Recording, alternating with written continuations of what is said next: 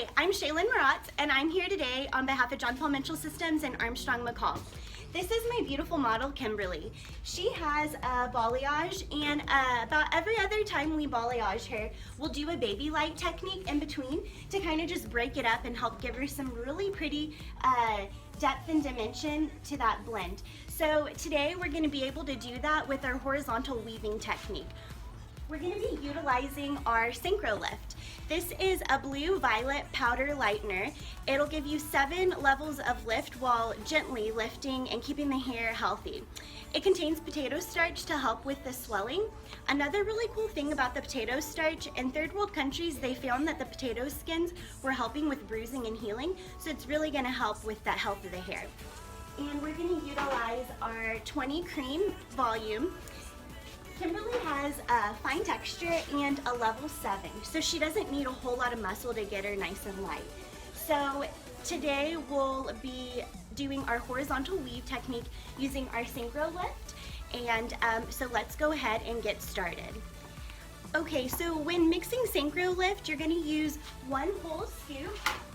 We're going to get just a nice heaping full scoop of our Synchro Lift.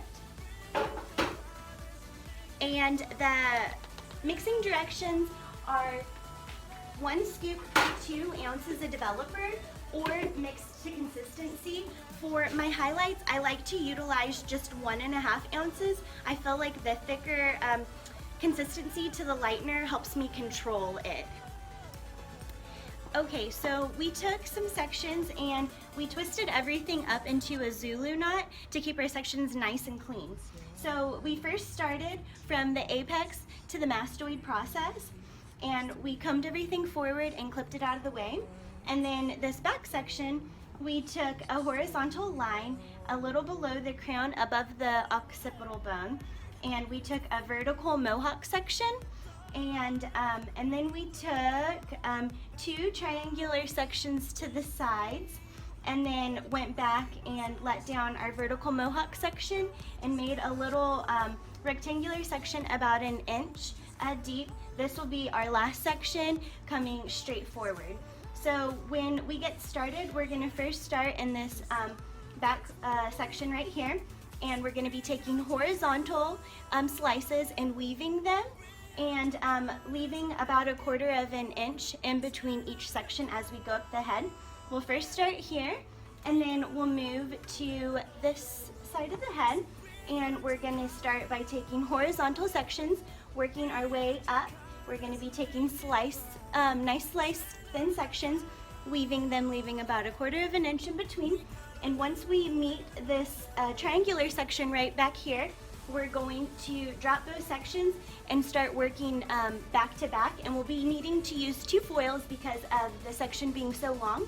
But we'll work our way all the way up to the head, top of the head, and this top center section. Once we get closer to that, our sections, the slices are going to get thinner and thinner, just to help with that nice beautiful blend.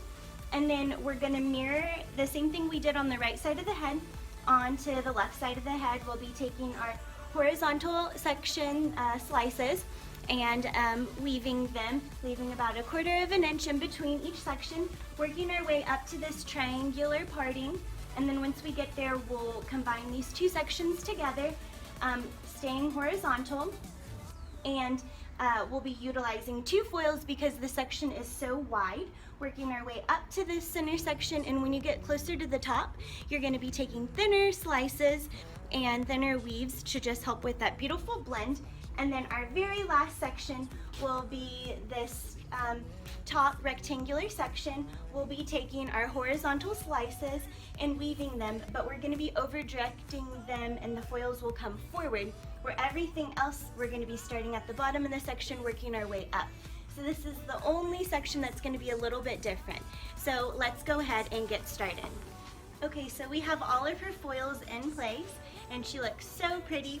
One really important thing when doing highlights, you want to keep your foils as neat as possible, because this is the hat that your guest is going to wear for the next 20 to 30 minutes, and we don't want her looking silly. But just to recap what we did, we started in this back mohawk section, starting with this bottom part taking horizontal slices and very thinly weaving, leaving about 1/4 inch in between each foil. Then we move to the right side of her head, starting at her hairline, taking a tiny little foil packet, horizontal section, taking nice little weaves, working our way up until we met this triangular section that we left for the back of the head. And then we started doing double foils, working our way up the head because the section is too wide to fit into one foil. So we just kept working our way up the head, and once we got to the center section, we started taking our sections in a thinner horizontal slice and weaving them as we went. And this rectangular section at the top of her crown, we left for the very last, and it came forward. So we were ready to then, from the right side, move to the left side of the head. We did the same thing right at her hairline, taking a teeny tiny little foil, doing a horizontal slice and fine little weaves, working our way up the head in horizontal sections until we met this triangular section back here, and then our section married together, and we were utilizing 2 foils because the section's too wide to fit into one foil packet, all the way up to the top of the head. And then we were ready for our little rectangular section at the top of her crown, and we started at the front and leaving 1/4 inch in between, and we took these foils going forward. So now Kimberly is ready to process. We'll set a timer for about 20 minutes, check her. She may need to process for an additional 10 minutes. And she typically lightens really well, so I normally just have to utilize our Platinum Blonde shampoo to kind of freshen up the color. But if we do need a toner, I'll probably tone her with the Demi because that is one of my favorite things to tone with now. So let's let her process. Okay, so now that we gave Kimberly a really nice wash house experience and I blow dried her, we can see this finished result, and sure enough, she lightened so gorgeously that all I needed to use in the wash house was our Platinum Blonde shampoo just to help kind of brighten up it a little bit and cancel out a little bit of those unwanted yellow tones. And then I just blow dried her, and we're so happy with the results, how pretty and blended that is. And she still has that nice bright blonde on her ends, and then just throughout the mid shaft to her new growth, she has these beautiful baby lights that just help break up that dark. And the next time that we get ready to balayage her, we'll be able to balayage on top of this, and it'll just keep creating so much depth and dimension as it grows out. But because of how thinly we took our horizontal slice sections to weave, her new growth is still going to grow out very, very nice and seamless. But it's so pretty, and then when she pulls it up into a ponytail, she has this nice bright blonde and everywhere, but just very pretty and blended, beautiful blonde. And it's so nice and healthy and shiny. I hope that's coming through on the video, as pretty as it is in person.